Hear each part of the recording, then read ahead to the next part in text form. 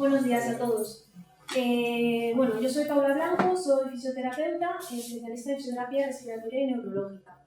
En primer lugar, quería agradecer a los organizadores, al tribunal y a los participantes el hacer posible estas jornadas. Vamos a romper el hielo con esta temática que se titula Herramientas de valoración de calidad de vida en niños con fibrosis quística y la validación de una escala de Fibrosis Questionnaire, su versión revisada para niños de 6 a 13 años. Para contextualizar un poquillo, decir simplemente que la fibrosis quística es una enfermedad multisistémica poco frecuente por su baja prevalencia. Se debe a una mutación genética en un gen encargado de sintetizar una proteína que regula el canal de iones transmembrana. Esto provoca que haya un aumento de sodio y de cloro en la luz de los conductos. En cuanto a su epidemiología, en la Unión Europea afecta a 0,74 personas aproximadamente cada 10.000 habitantes y la incidencia es una cada 4.500 nacidos. Aquí en España la incidencia es aún un poco mayor. Recientemente tenemos en 2018 un registro que ya nos señala que hay 2.439 personas que tienen esta enfermedad, aunque se cree que el número es mayor, solo que no están registradas. También en España destacar que el 3,7% de la población es portadora de esta enfermedad y su herencia es autosómica recesiva. Hay más de 2.000 tipos de mutaciones de la fibrosis quística que las clasificamos en seis tipos. La clase 1 y la clase 2 serían las mutaciones que dan la sintomatología más grave porque hay una alteración en la síntesis de la propia proteína, mientras que las clases 3 y 4 sí que se genera la proteína, pero hay una alteración en esta regulación del canal iónico, y las clases 5 y 6 en las que la proteína se ha sintetizado, el canal funciona bien, pero o bien la vida de la proteína es más corta o se crea menos cantidad de esta proteína.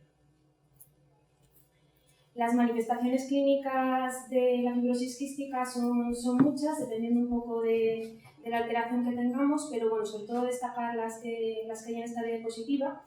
Sobre todo los síntomas respiratorios son los que afectan a los niños con fibrosis quística, mientras que los síntomas digestivos son más notables en la vida adulta.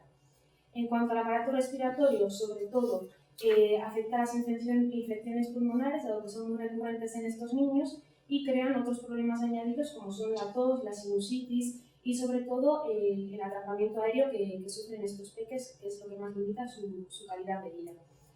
También los síntomas de aparato digestivo, sobre todo obstrucción pulmonar y síntomas pancreáticos, y luego hay otros síntomas relacionados con alteraciones cardíacas, etc. El diagnóstico y el seguimiento se realiza por parte de un equipo multidisciplinar en el que se tienen en cuenta muchísimos factores. Cabe destacar la clínica, sobre todo desde la infancia los síntomas respiratorios. Se realizan pruebas de imagen como las radiografías, estudios de esputo para saber las bacterias que se afectan en ese momento, alteraciones en la función pulmonar, sobre todo el atrapamiento aéreo que comentaba antes. Y recientemente las guías de práctica clínica han añadido las pruebas de tolerancia al ejercicio y lo que nos ocupa a nosotros, que es los test de calidad de vida.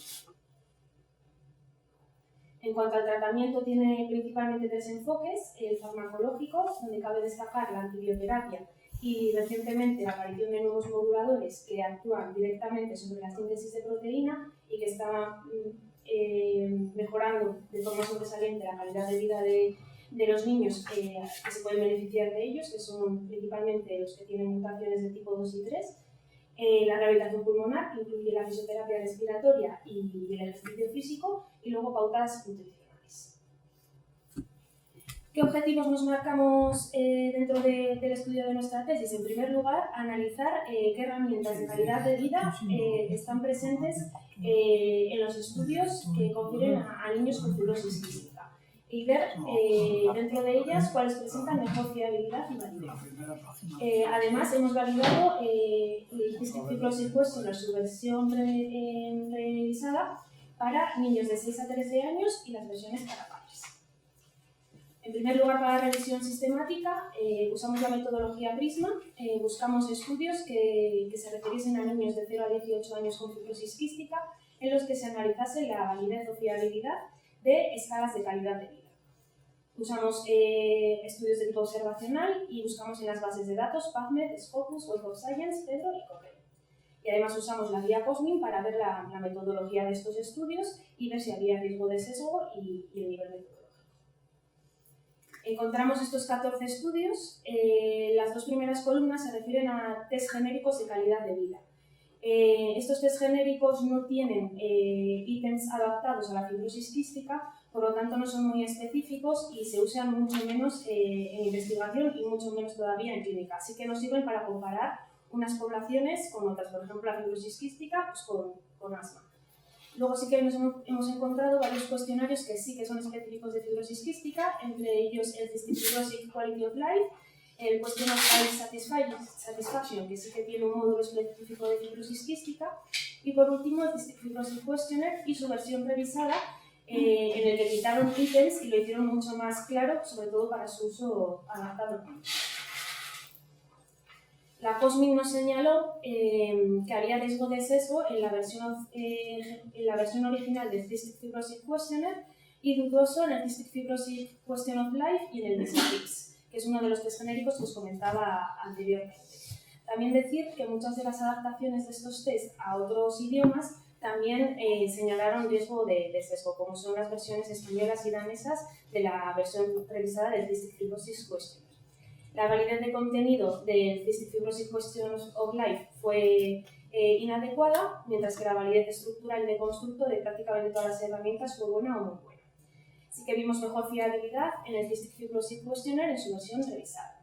Todo ello está publicado en esta revisión sistemática en la revista Medicina Clínica y tenéis acceso en el QR. Dado que el Cystic Fibrosis Questionnaire, su versión revisada, era la que más fiabilidad y validez presentó, decidimos hacer una adaptación y una validación para niños españoles de 6 a 13 años y sus padres. Esta escala cuenta con 8 subescalas divididas en 35 ítems en las versiones para niños. Es decir, que hay una versión especial de niños a 12-13 años que autocomplimentan ellos mismos.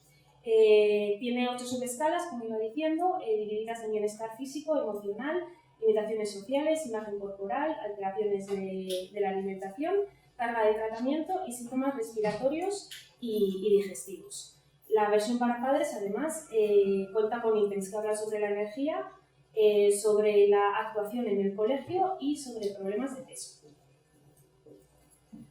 Realizamos una adaptación contando con una versión previa que ya había de la escala para hispanohablantes en Estados Unidos.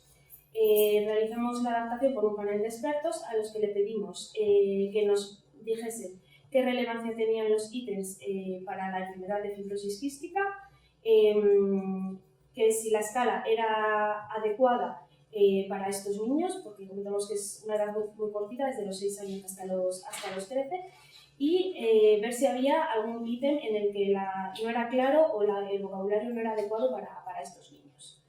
Una vez contamos con nuestra adaptación, la pasamos a nuestra muestra, en la que contamos con niños de 6 a 13 años y sus padres, y además pasamos el cuestionario Kinder.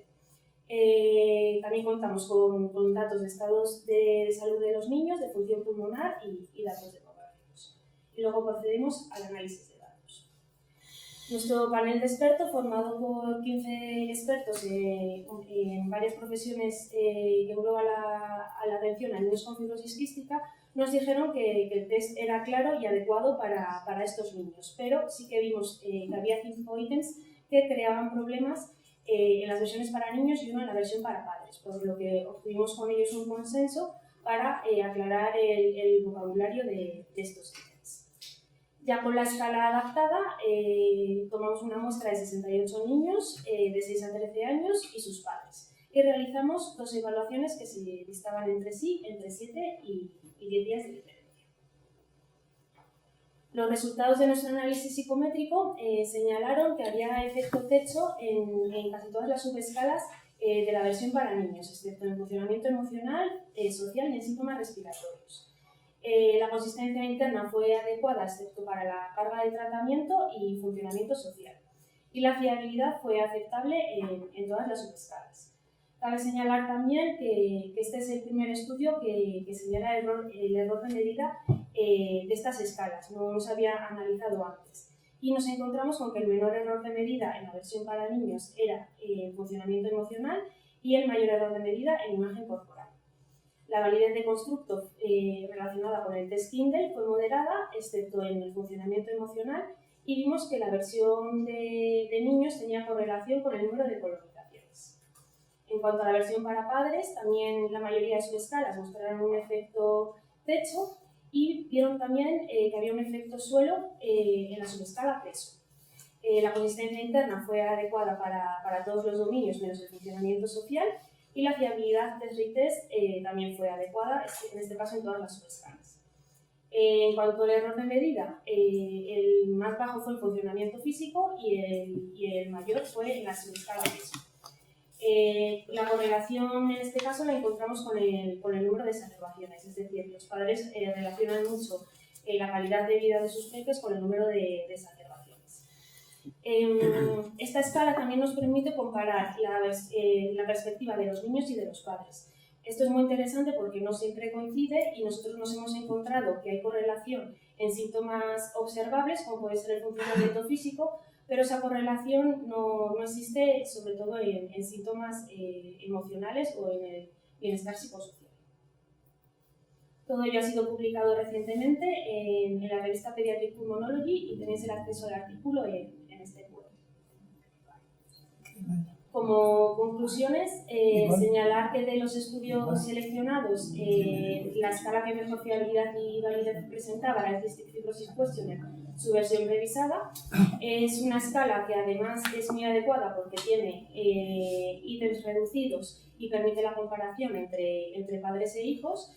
Y es una escala que ahora mismo se puede usar ya en España porque la versión que hemos adaptado pues, dio unos buenos resultados en cuanto a fiabilidad y validez. Futuras investigaciones pueden incluir la relación de este cuestionario con la tolerancia al ejercicio, es algo que ya se ha hecho en población adulta y que sería interesante también analizar en niños.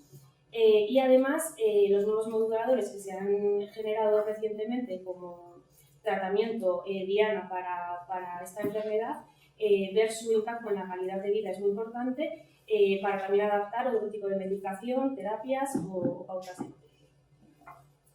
Eso es todo. Muchas gracias.